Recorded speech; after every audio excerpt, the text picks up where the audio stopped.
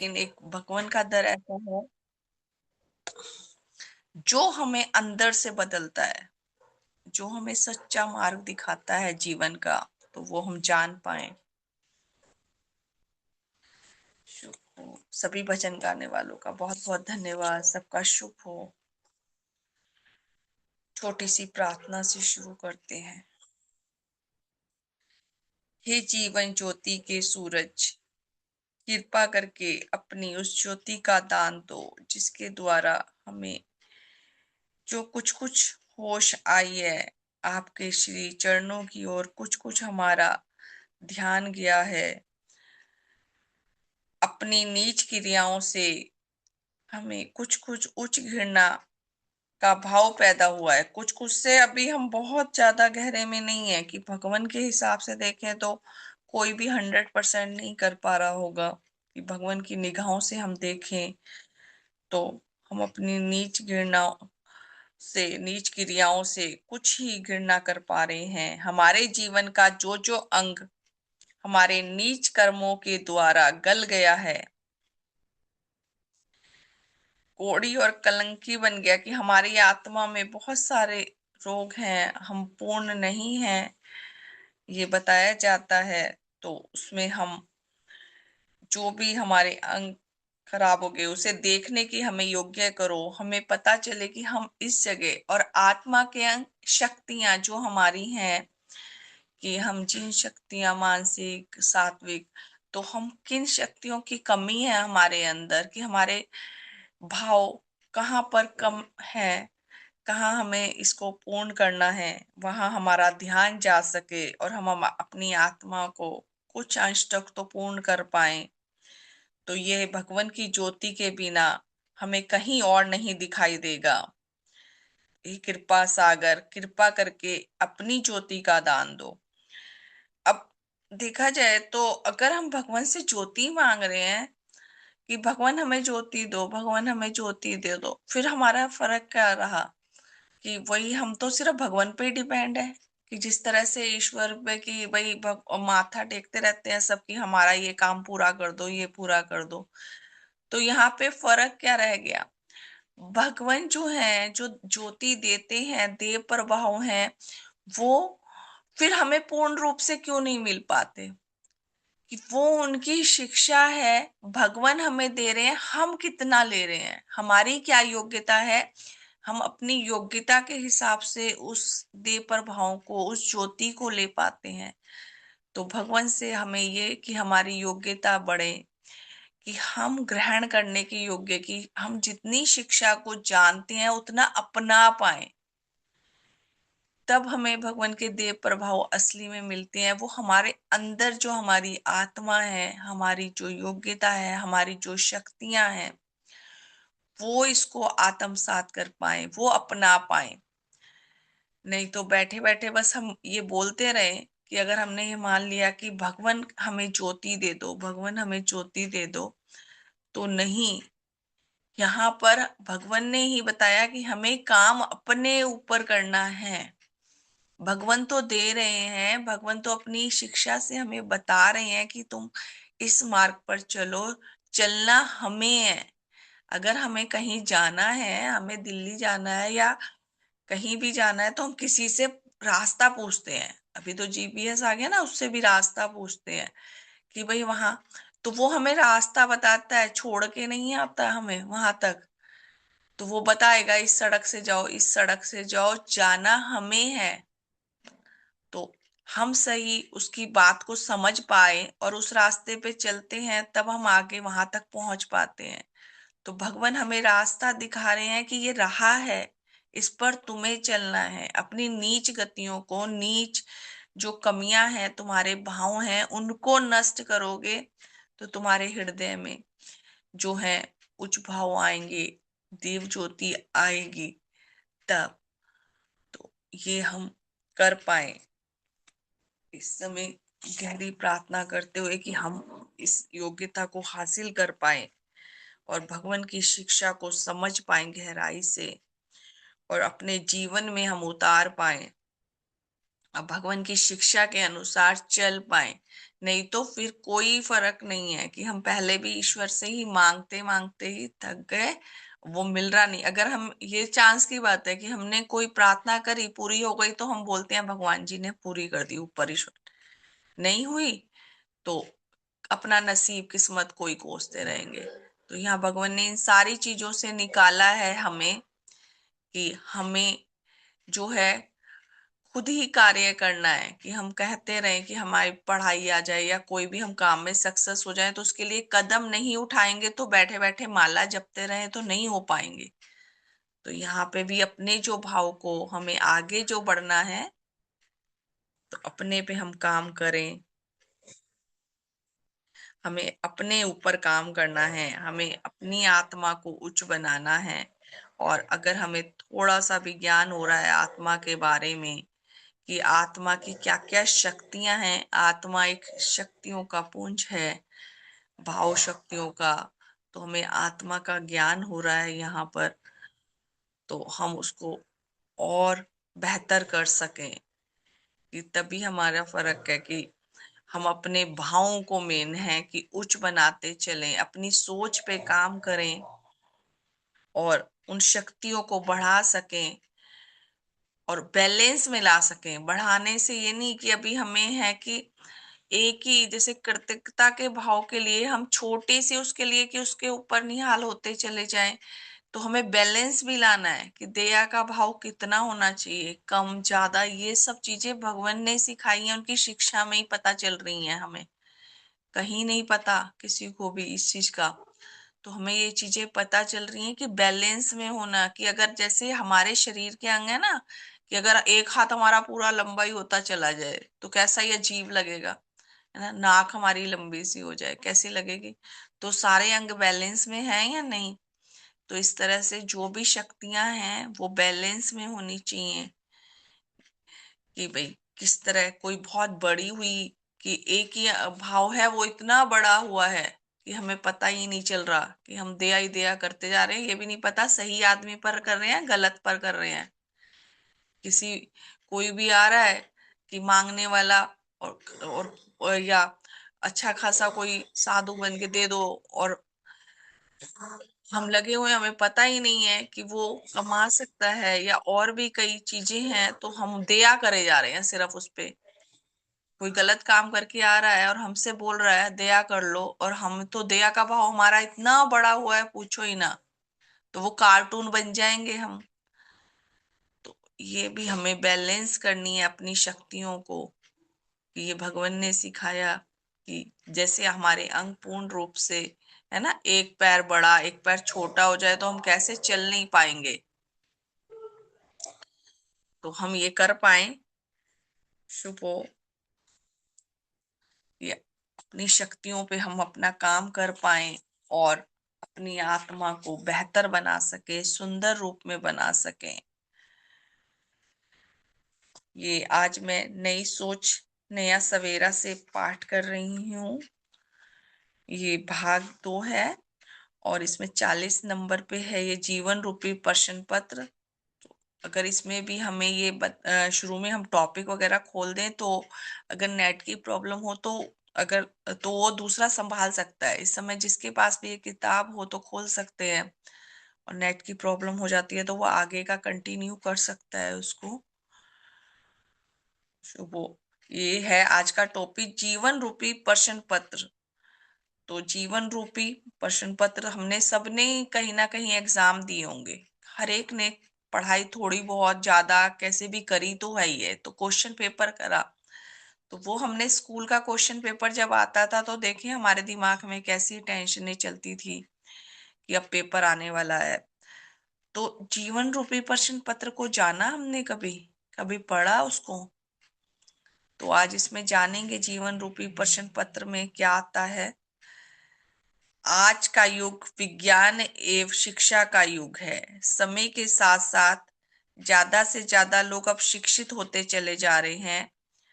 शिक्षित वर्ग में परीक्षा और प्रश्न पत्र आदि चिर परिचित शब्द है। अभी बताया ना हमने, सबने स्कूल की शिक्षा ली होगी, और कोई ऐसा नहीं आजकल के टाइम में तो सरकार ने भी शिक्षा का इतना ज्यादा जो है इसको बढ़ा दिया है कि हाँ, 8वीं तक अगर कोई कितना भी गरीब से गरीब है, फ्री में निशुल्क शिक्षा मिलती है। तो आज का सभी प्राणी शिक्षित है, अधिकतर कोई बहुत ही नीचे का तबका होगा उसको छोड़ के। और साइंस का युग है, आज का युग साइंस का युग है। प्रश्न पत्र या पेपर शब्द मस्तिष्क में आते ही आम विद्यार्थी का मानो एक करंट सा लगता है। एक और तो उसे कुछ डर सा लगता है, किंतु दूसरी ओर कुछ तैयारी करने व संभलने की प्रेरणा भी मिलती है। तो ये जो है, अभी जब महाशिविर गया तो मैंने एक बच्ची से ये क्वेश्चन भी पूछा था कि जब क्वेश्चन पेपर आता है तो आप उसे किस रूप में देखते हैं। तो उसने बड़ा अच्छा आंसर दिया, मेरे दिल को बड़ा ही अच्छा लगा कि उसने बोला कि मैं हर क्वेश्चन पेपर को एक सीढ़ी के रूप में देखती हूँ, कि मुझे वो क्वेश्चन पेपर हल करना है तो ऊपर जाना है, मुझे सीढ़ी एक सीढ़ी और चढ़ रही हूँ ऊपर, क्योंकि कक्षा 6 में प्रश्न दिया तो 7 में पहुंच के एक ऊपर सीढ़ी।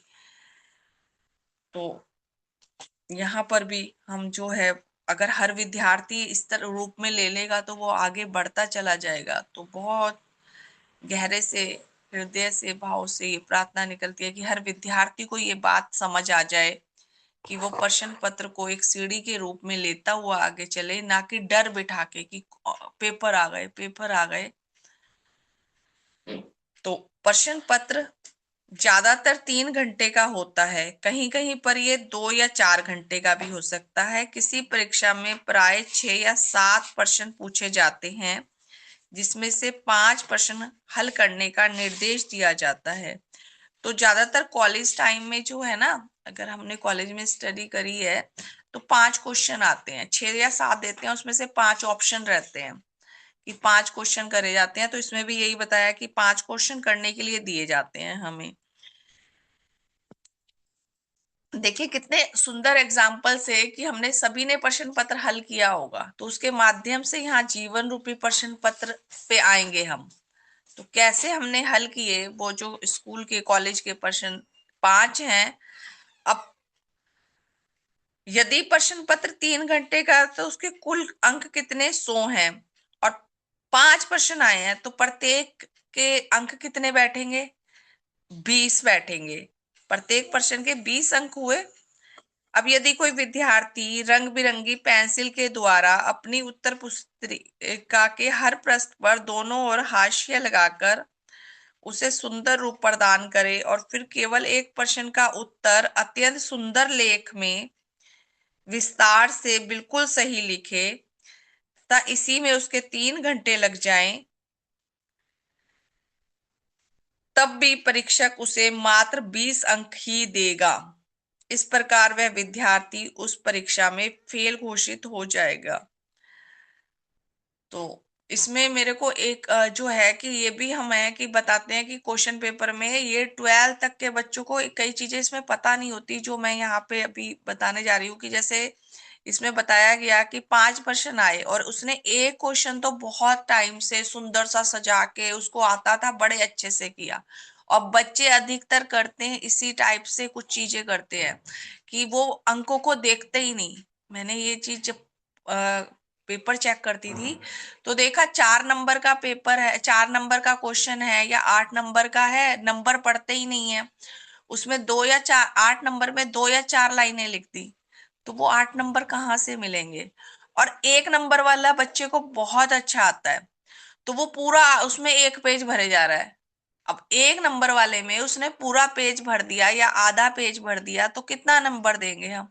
1 नंबर का है तो उससे ज्यादा दे ही नहीं सकते ना।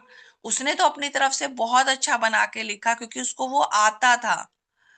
और ये बिल्कुल रियलिटी की बता रही हूँ, कॉपियां चेक करते हुए। अब मैं क्लास में पहले यही बात बताती हूँ जो बच्चों को पढ़ाती हूँ कि भाई पहले नंबर चेक करो। 1 नंबर में आप टाइम वेस्ट कर रहे हो, एक ही नंबर मिलेगा। और 8 नंबर में आप 2 लाइनें लिख के आ रहे हो, एक लाइन, तो उसमें हम 8 नंबर कैसे, एक ही नंबर देंगे ना, दो ही देंगे। तो नंबर के हिसाब से हमें करना चाहिए क्वेश्चन पेपर कि कितने नंबर का है हमारा क्वेश्चन। तो यहाँ पे भी बताया कि 20 नंबर का है, हर एक 5 क्वेश्चन है और उसको आ नहीं रहा, या वो करना नहीं चाह रहा, या उसका टाइम उसी में ही खराब हो गया, उसने एक ही प्रश्न करा तो कितने नंबर मिलेंगे? उसने बहुत सुंदर सजाया भी, उसको लिखा भी बड़ा करके, बहुत नंबर तो 20 ही मिलेंगे ना जब एक ही प्रश्न किया है। तो ये बात अगर हमें समझ में आ जाए ना इसके माध्यम से, तो आगे यहाँ पे क्या बता रहे हैं जो श्रीमान जी हैं, कि अगर उसने एक करा है तो क्या होगा? वो पास होगा, फेल होगा? 100 में से 20 नंबर ही तो आएंगे, फेल हो जाएगा वो विद्यार्थी। तो ठीक उसी प्रकार हम सभी को यह जीवन रूपी प्रश्न पत्र मिला है। इसमें शरीर, दिमाग, धन व दौलत, परिवार, समाज एवं आत्मा से संबंधित अनेक प्रश्न हैं। इन्हें हमें अपने जीवन काल में एक एक करके हल करना है। उपर्युक्त सभी पक्षों में विकास करना हमारे लिए एक चुनौती है। तो यहाँ हमें जो मेन टॉपिक है कि यहाँ पे हमने, अब किसी ने भी ना स्कूल के एग्जाम नहीं देने, कॉलेज के नहीं देने, कोई टीचर है तो वो बच्चों को समझा सकता है कि आप ऐसे प्रश्न पत्र हल करें, बाकी हमने किसी ने नहीं देने। लेकिन हमें यहाँ पे, कहाँ पे हमारा अभी जीवन चल रहा है, किसी का भी जीवन खत्म नहीं हुआ है, सभी चाहे किसी भी एज में है, तो उस जीवन में हमारा जो प्रश्न पत्र चल रहा है उसमें कौन कौन से क्वेश्चन है और हमने किस पे काम किया, हम कौन कौन से हल करते जा रहे हैं। तो हमारा शरीर, दिमाग, इनसे संबंधित हमारे ऊपर क्वेश्चन है। धन, दौलत, परिवार और आत्मा, इनसे संबंधित हमारे जीवन में जो प्रश्न आते हैं उन पे हमें हल निकालना है। अब यदि हम में से कोई जीवन के किसी एक पक्ष को लेकर चल पड़े और चाहे कितना बेहतर से बेहतर तरीके से विकसित हो, तो उसे कितने अंक मिलेंगे? वही है ना कि जैसे अब था कि 5 प्रश्न आते हैं, कॉलेज टाइप का मैं बता रही हूँ, और उसने एक ही करा। इसी तरह हमारे जीवन में भी जो है अलग अलग पक्ष हैं और हम एक ही पक्ष को लेके चल रहे, तो हमें कितने अंक मिलेंगे? वही है कि 100 में से 20 ही मिलेंगे और वह परीक्षा में फेल माना जाएगा। अब मान लीजिए कि हम, कि मैंने खुद से देखा है कई यंग बच्चों को, जो छोटी एज के, आजकल का जो जनरेशन चल रही है ना बॉयज में, मैंने खुद के घर में भी देखा कि भाई शरीर को लेकर ही, कि बार बार उसी शरीर पे ही काम कर रहे हैं। आजकल इस पे भी बहुत स्वास्थ्य में अच्छा ज्ञान आया है कि हम जागरूक हो रहे हैं, लेकिन एक ही पक्ष को, कि हम अपनी बॉडी बनाने पे लगे हुए हैं, जिम ही जा रहे हैं, उसके लिए वही चीजें खा रहे हैं, प्रोटीन वाला खाना खाना है जो वो बताते हैं कि फ्रूट्स खाने हैं, आपने दालें खानी है, वही हम खा रहे हैं। तो वो शरीर में ही लगे हैं, कोई उनको ये नहीं है कि अपने करियर पे भी ध्यान देना है, आगे देखना है। वो बस आजकल जो खास करके लड़कों में कि बहुत ज्यादा हो रहा है कि भाई बॉडी बनानी है हमें, कि जिम जाना है, कि वो मूवी वगैरह में देख के भी आ रहा है, तो वो एक ही पक्ष को लिए जा रहे हैं, उन्हें नहीं मालूम कि दूसरा पक्ष है कि अपने करियर पे भी ध्यान दें या उस पे भी। और लड़कियां हैं वो अपने फिगर को लेके कि भाई मेरी पर्सनैलिटी सही रहे, खाना पीना ही छोड़ देती हैं। एक लड़की का बताया, कहाँ की थी मेरे को ध्यान नहीं है, कि उसने क्या करा, सिर्फ लिक्विड पे आ गई थी वो, ये, तो वो क्या हुआ, खाली मतलब लिक्विड चीजें ही ले रही और उसकी डेथ ही हो गई आखिर में, कि इतना ज्यादा अपने फिगर को मेंटेन करने के चक्कर में उसने सॉलिड खाना ही छोड़ दिया।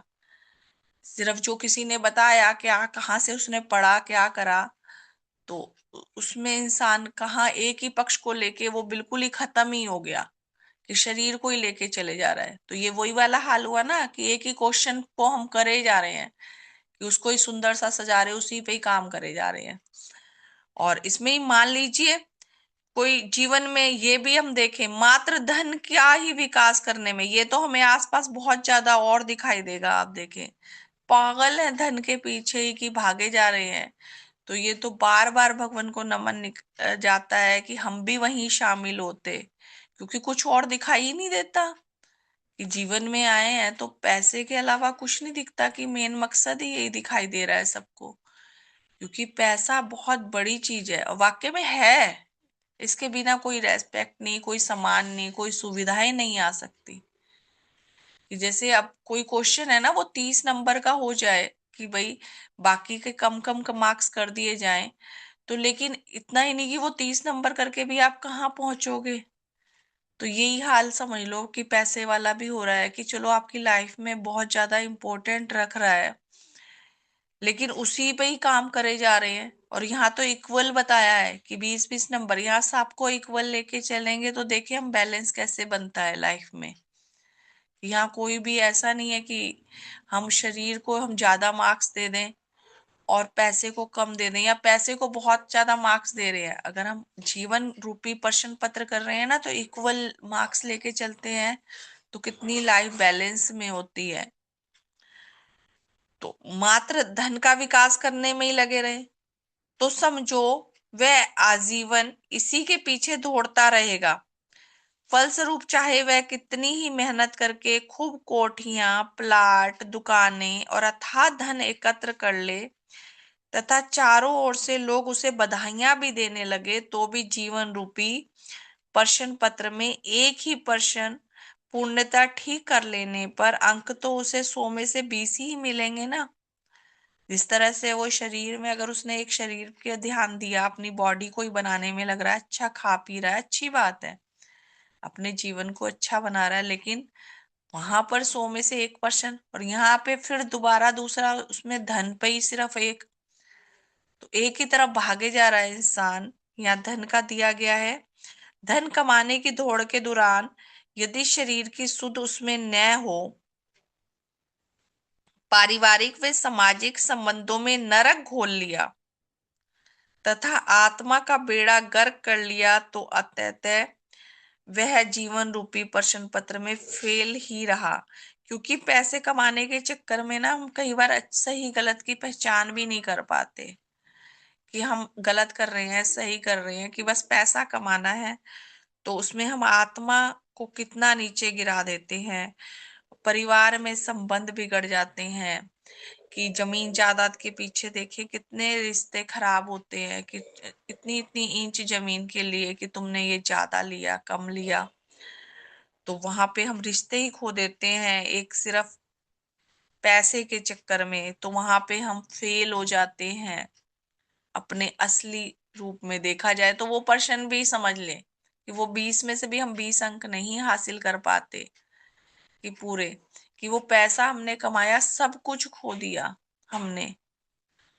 तो और पैसा भी कई बार वो काम ही नहीं आता, क्योंकि अपने ही बच्चे हमारे से दूर हो जाते हैं, वो जैसा देखते हैं ना हमें वो भी वैसे ही बनते चले जाते हैं। फिर वो भी इतने स्वार्थी बन जाते हैं कि पापा ने पैसे इस तरह से दूसरों रिश्तों को खत्म करते हुए लिए कि माँ बाप से झगड़ा करके अपनी जायदाद ले ली, उनसे हिस्सा ले लिया, तो वो अपने माँ बाप की कैसे इज्जत करेंगे, आगे उनके बच्चे नहीं, तो वो वहां पे तो बिल्कुल ही नीचे चले जाते हैं। तो इसलिए जीवन रूपी यह प्रश्न पत्र एक अनोखा प्रश्न पत्र है। इसमें सफलता का राज क्या है? संतुलन। तो हमें सब तरफ संतुलन बनाना है, अपने शारीरिक शरीर पे भी ध्यान देना है हमें, कि हम खाली ये नहीं कि हम यहाँ पे लगे हुए हैं कि हमें पता चल गया है, या तो हमें शारीरिक रूप से भी अपने ऊपर ध्यान देना है, खाने पीने पे, एक्सरसाइज, वॉक, जो भी हम कर सकते हैं वो जरूर करें, कुछ ना कुछ अपने लिए। मानसिक अपने दिमाग को विकसित रखें, आसपास की चीजों का हमें पता होना चाहिए, अच्छी किताबें पढ़ के हम मानसिक विकास कर सकते हैं, और इसकी कोई एज और लिमिट नहीं होती है दिमाग को बढ़ाने की। पर बताते हैं कि 90 साल के, 95 ईयर्स के थे शायद, कि वो क्या है, चाइनीज भाषा सीख रहे थे। तो वो उस एज में, उनसे फिर पूछा कि आप इस एज में क्यों सीख रहे हो, तो उसने कहा मेरी अभी एज खत्म नहीं हुई है, सीखने की कोई एज नहीं होती। तो अपने मानसिक विकास को विकसित करें, आगे बढ़ाएं, आर्थिक धन को कमाएं अच्छे रूप में, सही तरीके से, ईमानदारी से, और उस सबसे ज्यादा जो मुझे सबसे अच्छी चीज लगेगी, कमाना तो हर एक आदमी को आ ही जाता है क्योंकि जरूरत है, लेकिन उसे खर्च करना नहीं आता। वो भगवान की शिक्षा में मुझे सबसे अच्छा दिखाई दिया कि आसपास की कई लोग पैसा इकट्ठा करते करते ही चले जाते हैं, उन्हें खर्च ही नहीं करना आता कि कहाँ हमें कितना खर्च करना है।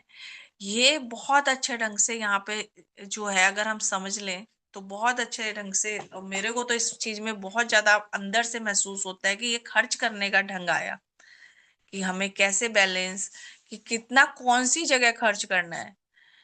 कि कई बार देखा है कि बच्चों के लिए इकट्ठा करते करते चले जाते हैं, मैंने अपने बड़ों को देखा कि, और खुद में हम खर्च ही नहीं, सोचते सोचते ही चले जाते हैं कि हम ये करेंगे वो करेंगे और पता ही नहीं कब चले जाएं। वहां हमें सही ढंग से कि अपने ऊपर भी हम खर्च करके जाएं, और वो कितना करना है कि बेतुका भी नहीं करना। ये बैलेंस भगवान की शिक्षा में हमें, और यहाँ पे हम सिर्फ प्रार्थना करें कि भगवान हमें ये सब चीजें दे दे, तो नहीं, हम भगवान की शिक्षा में पढ़ पढ़ के जान के उसे समझें कि किस तरह से हमें बैलेंस बनाना है। कि कमाना आया तो उसे खर्च करना भी आना चाहिए कि कितना खर्च करें। सामाजिक पक्ष में यहाँ पर हमारा आप जो है दायरा अच्छा बनता है समाज में, कि हमारा व्यवहार अच्छा है, बोलचाल अच्छी है, तो ये भी भगवान की शिक्षा में ही हमें जानने को मिलता है। तो देखें हमारा आसपास में कितना अच्छा जो है हम अपने व्यवहार से बना लेते हैं अपना दायरा। तो सामाजिक पक्ष में हम संतुलन बनाएं, तो ये हमें भी यहाँ पे 5 ही पक्ष दिए हैं, देखें यहाँ पे भी जिस तरह से जो है कॉलेज टाइम में 5 क्वेश्चन आते हैं ना, तो यहाँ पर भी 5 हैं। शारीरिक, मानसिक, आर्थिक, सामाजिक, और 5वें नंबर पर है आध्यात्मिक। सभी पक्षों को संतुलित विकास करने से ही मनुष्य जीवन की सफलता है।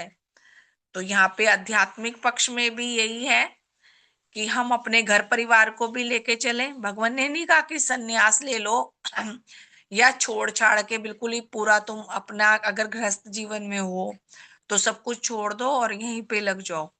कि अपने परिवार को देखो, और उसके साथ साथ हम यहाँ पर जो है अपनी आत्मा को उच्च बनाते हुए आगे बढ़ सकते हैं। आध्यात्मिक पक्ष में हम सेवा और परोपकार के कार्य अपने परिवार के साथ भी कर सकते हैं।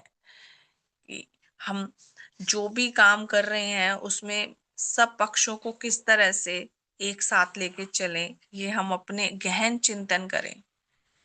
तो ये जो है हम अपने पे विश्लेषण करें कि हम हर पक्ष में सही हैं, कितने कितने मार्क्स हैं। आज खुद को मार्क्स अपने मन में ही बैठ के दे सकते हैं कि शारीरिक पक्ष में हम कितने मार्क्स दें खुद को, कि हम अपने स्वास्थ्य की ओर सही तरीके से आगे बढ़ रहे हैं, खान पान पे ध्यान है हमारा। मानसिक पक्ष में हम सिर्फ अब रुक तो नहीं गए हैं कि हमें तो भगवान की शिक्षा का ज्ञान हो गया बस, कि हम आसपास की चीजों पे भी अपने दिमाग को विकसित करें। हमें ज्ञान होना चाहिए क्या हो रहा है, क्या चल रहा है। और भगवान की शिक्षा तो इतनी गहरी है कि इसको जितना जानते जाए कम है। तो यहाँ पे हम अपने मानसिक विकास को बढ़ा सकते हैं और जानने की कोशिश करें। कि मेरे को भी अंदर रहता है कि भगवान को कैसे ज्ञान हुआ, कि अभी हम दोपहर में जो सुन रहे हैं मुझ में देव जीवन का विकास, तो उसमें भगवान को किस तरह से अंदर से पता चला कि भाई उनके अंदर देव शक्तियां आ रही हैं, उनकी आत्मा पूर्ण हो रही है। तो ये जितना हम जानेंगे उतना की है कि हम पहचान पाए भगवान को। तो इसमें तो मेरे को लगता है कि भगवान की शिक्षा बहुत गहरी है। इसमें जितना हम जाते जाते हैं ना उतना डूबते जाते हैं, और उतना हम अपने को भी समझा पाए, हम उस पक्ष में अपने को आगे ले जा पाए। कि खाली सुन के समझ के बस हमें पता चल गया, हम खुश होते रहे, हमें ज्ञान हो गया, ज्ञान नहीं बोध भी लाना है। तो धीरे धीरे समझते हुए आगे बढ़े, मानसिक पक्ष को विकसित करें। आर्थिक रूप से भी हमें अपने को देखना है कि किस तरह से हम उसको बैलेंस बनाएं, कि हमारे पास में जो पैसा है वो पर्याप्त है। कोई किसी को भी इतना वो नहीं है यहाँ पे की कमी, लेकिन उसको कैसे हमें खर्च करना है, कैसे चलाना है। खाली हम इकट्ठा ही तो ही नहीं कर रहे, या हम एक ही पक्ष पे तो नहीं खर्च करे जा रहे उस पैसे को। तो ये बैलेंस भी हमें बनाते हुए, और सामाजिक के आसपास का आपके जो व्यवहार है वो दायरा कैसा है, आपके अड़ोस पड़ोस का, समाज में हम कुछ कर भी रहे हैं परोपकार का कार्य थोड़ा बहुत, तो वो भी हम देखें। और लास्ट में है आध्यात्मिक पक्ष, तो इसमें तो हम इतने भाग्यशाली हैं कि इसमें हमें भगवान की शिक्षा मिल गई कि अध्यात्म में तो इंसान जो है सुनते ही आता है, अध्यात्म से बस कि नाम जप लो, बस कि कोई भी पाठ हर एक में यही बताया जाता है। लेकिन भगवान ने नहीं कहा ये, भगवान ने तो कहा कि हम अपने को सुधारें, अपने पे काम करना है हमें सारा, और उतना ही हम आध्यात्मिक होते जाएंगे। अपनी आत्मा को जितना पवित्र, स्वच्छ, निर्मल बनाएंगे, तो ये हमने प्रश्न जाने कि हमारे जीवन में किस किस पक्ष में प्रश्न है। और एक जीवन ऐसा है जिसमें हमें पता ही नहीं कि कल कौन सा क्वेश्चन हमारे पास आने वाला है, कि इसमें सिलेबस ऐसा नहीं है कि सबका एक जैसा ही होने वाला है, सबको अलग अलग प्रश्न आते हैं, तो हम उसके लिए किस तरह से प्रिपेयर रहते हैं, ये भगवान की शिक्षा में और हमें पता चलता है कि हम हर परेशानी, हर मुसीबत, हर उसमें आप किसी को भी मान ले तो दिक्कतें तो आएंगी, समस्या, जब तक हमारा जीवन है तो समस्याएं हैं ही हैं। और हर एक की समस्या अलग रहेगी, सेम नहीं आने वाली। कभी शारीरिक पक्ष में आ सकती है, कभी आर्थिक में आ सकती है, हमें कभी समाज में हमें किसी से गलत व्यवहार मिल सकता है, परेशानियां आसपास से भी मिल सकती हैं, शरीर से भी हो सकता है, दिमाग से भी हमें परेशानी, तनाव में आ सकते हैं। पर हमें उस क्वेश्चन को ही मेन है कि जैसे सब्जेक्ट रहता है ना, कि कोई कोई टफ रहता है, मुझे मैथ कभी नहीं समझ आता था, मैथ बहुत टफ लगता था। तो ऐसे ही अगर हमें जो सब्जेक्ट टफ टफ लग रहा है ना, उस पे हमें ज्यादा काम करना होता है। तो इसी तरह से हमें जो इसमें से पक्ष लग रहा है कि हमारा ये पक्ष वीक है, हम शरीर के, मानसिक या किसी भी पक्ष में, तो उसी पे ही मेन काम करें। तो सबसे पहले उसी को ही ले लें कि उस पे हम ज्यादा काम करें, तो बैलेंस में रहेगा ये। फिर हम कार्टून नहीं बनेंगे कि एक ही पक्ष को लेके चले जा रहे हैं। तो वो एक कार्टून न्यूज़पेपर में आते थे ना, कि नाक लंबी सी, कान बड़े बड़े से, तो वो बन के रह जाते हैं इंसान कि अगर एक पक्ष को लेके चलेंगे। तो काश जीवन रूपी प्रश्न पत्र में इस संतुलन को बनाकर हम अच्छे से अच्छे अंक प्राप्त कर सकें, ऐसी है शुभकामना।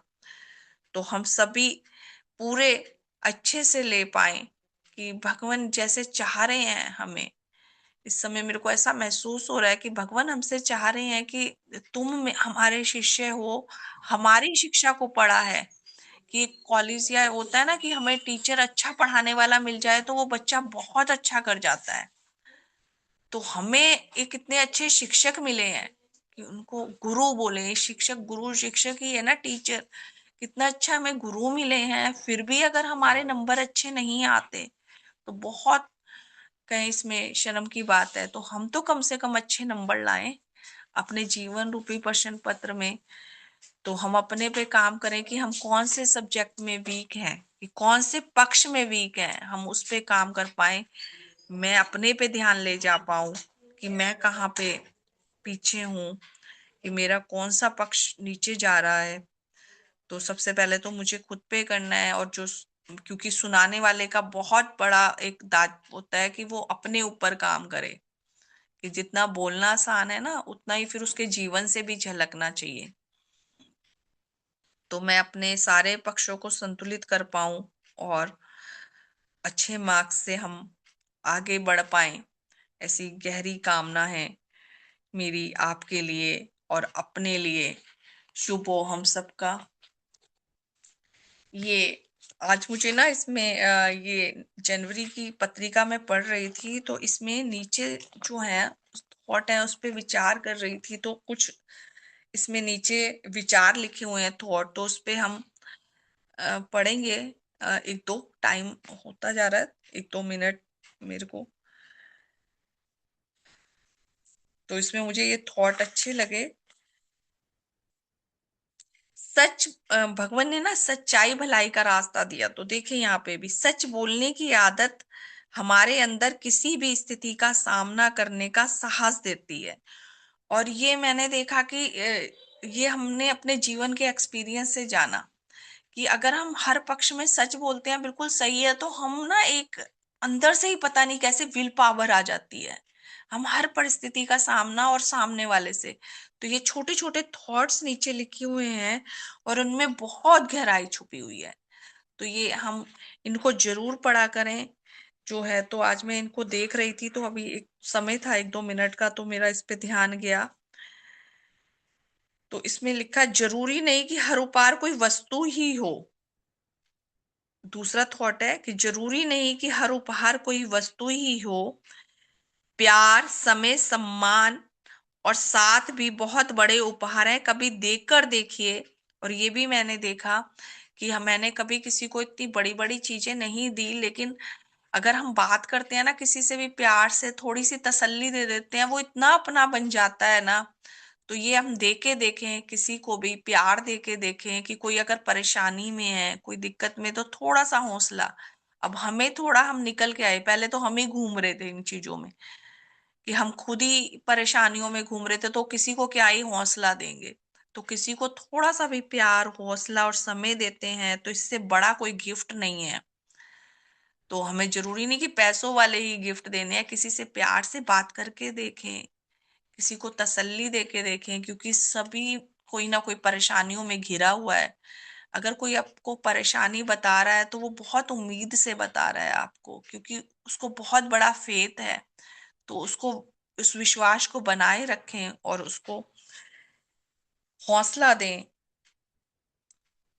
और इसी के साथ ही है कि परवाह, आदर और थोड़ा समय, कि यही वो दौलत है जो अक्सर हमारे अपने हमसे चाहते हैं, कि हमारे बच्चे, हमारे परिवार में पति है, पत्नी है, भाई बहन है, वो चाहते हैं कि थोड़ा सा आदर, सम्मान एक ऐसी चीज है, वो प्यार से भी बढ़कर है। तो हम प्यार से पहले अगर आदर, रेस्पेक्ट देते हैं, तो बहुत सामने वाले को लगता है कि वाकई में कि ये हमसे सच्चा प्यार करता है। तो हम रेस्पेक्ट, बच्चा भी आजकल का रेस्पेक्ट चाहता है, परवाह चाहता है, समय दें, उससे बातें करें। और हमारे घर में बड़े हैं तो उनसे बात करें, तो थोड़ा सा समय दें हम अपनों को। तो वो बहुत, इससे हमें एक सच्ची दौलत मिलती है। हमें खुद को खुशियां कितनी मिलने लगती है ना, ये मतलब बता ही नहीं सकते हम लफ्जों में, कि हमें कितनी खुशियां सच्ची मिलती हैं जब हम किसी को भी प्यार देते हैं। शुभ हो, समय होता जा रहा है। तो इसके साथ ही ये बहुत सारे थॉट हैं, आप इन्हें पढ़ें, जो नीचे लिखे होते हैं जरूर, और उस पे एक को पे पढ़ के ना उस पे गहन चिंतन करें। अभी हमें रोज मिलते भी हैं। तो शुभ हो। और इसको बहुत पसंद करते हैं, मैं देखती हूँ कि अगर मैं डालती हूँ ना, हमें मिलते हैं, श्रीमान पावा जी भेजते रहते हैं और श्रीमान नवनीत जी भी भेजते रहते हैं आज के चिंतन में आगे। जब हम इसको डालते हैं तो कई मुझे बोलते हैं कि हमने ना आपका थॉट चुरा लिया, मैंने आगे भेज दिया। मैंने कहा चुराना नहीं, है तो अच्छी चीज है, हमने कहीं से भी ली। तो ये बहुत पसंद करते हैं, और इस पे हम खुद भी देखें कि हम डाले जा रहे हैं खाली बिना पढ़े, ये भी नहीं कि उन पे देखें पढ़ के कि हम उस पे खरे उतर रहे हैं। शुभ हो सबका। कोई गलती हो तो क्षमा करें। छोटी सी प्रार्थना करेंगे हम अपने लिए इस समय। बहुत गहरे भाव से आंखें बंद करें और महसूस करें कि इस समय बहुत भगवान हमारे साथ हैं, और हमें भगवान की जो शिक्षा है, जो भगवान का साथ है, वो हमें मिल रहा है, हम उसे ले रहे हैं। ऐसे महसूस करते हुए अपने सिर के ऊपर से महसूस करें भगवान के आशीर्वाद को, भगवान की एक डिवाइन लाइट को, जो हमें दे प्रभाव मिल रहे हैं और हम उन्हें ग्रहण कर रहे हैं। कि दे प्रभाव क्या, भगवान की शिक्षा हम उनसे ग्रहण कर रहे हैं कि हम सही राह पर चलें। बार बार भगवान से प्रार्थना करते हुए कि भगवान हम सही राह पर चलें, हमें गलत मार्ग पे चलने से बचाएं। हम वो जान पाए, हमारी आत्मा वो जान पाए कि क्या चीज सही है, क्या गलत है। सकारात्मकता में अपना जीवन जिए, अपने जीवन रूपी प्रश्न पत्र को ठीक से हल कर पाए। हमें आपने शिक्षा दी है, हमें ऐसे गुरु ने शिक्षा दी है जो हर पक्ष को लेके चलते हैं। तो हम अगर इतने अपने आप को मानते हैं भाग्यशाली, तो उस पे हम उस प्रश्न पत्र को ठीक से हल कर पाए, ऐसा हमें इस समय बल प्राप्त हो। शुभ हो। हम बाहर की सारी नकारात्मकता से बचे रहें।